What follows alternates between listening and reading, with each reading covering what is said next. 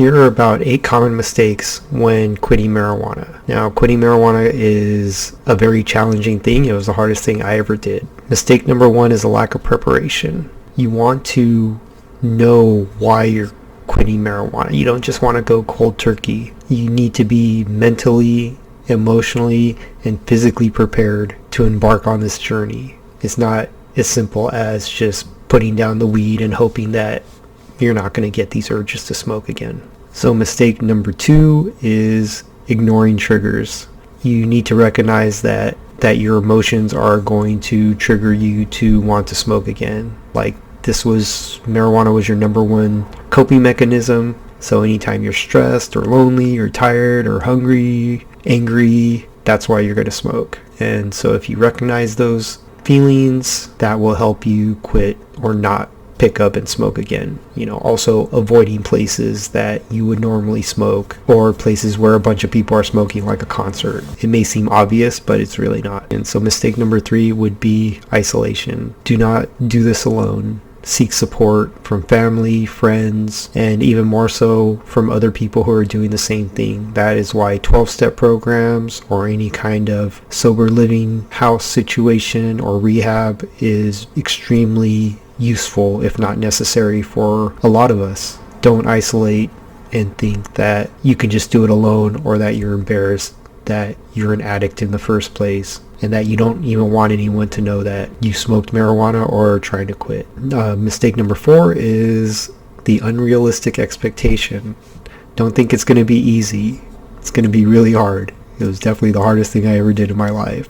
And because of it, I became a much stronger person on the other end. You're going to have withdrawal symptoms. You're going to have trouble sleeping. You're going to get angry. You're going to question why you're quitting or why you even thought it was a good idea. Don't waver from your conviction. Number 5 is like number 3 a little bit, but this is not seeking help. You need to seek help from professionals if necessary.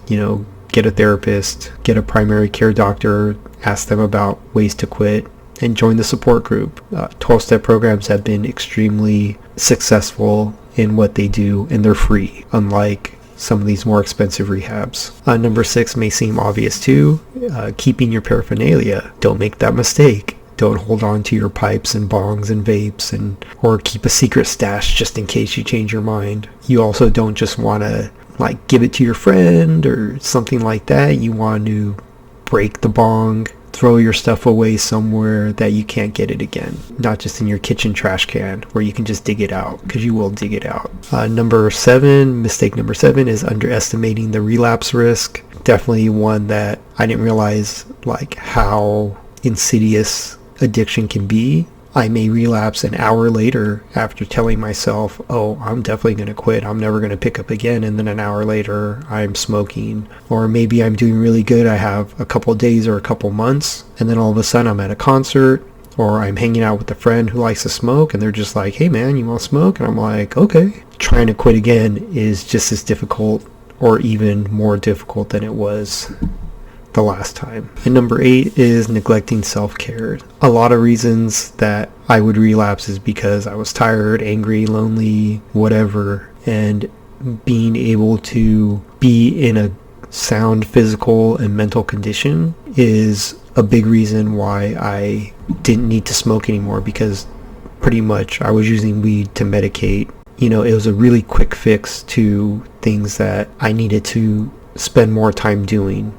If I wanted to feel good, instead of smoking weed, I had to actually develop hobbies and go out and do things, as opposed to just flipping the switch on an instant gratification type of activity. So yeah, I hope these things were helpful. Quitting weed for me was the hardest thing I ever did. I have so many positive things in my life now, and the most positive thing is just a healthy outlook on life and better self-esteem and an understanding of how to process my emotions better.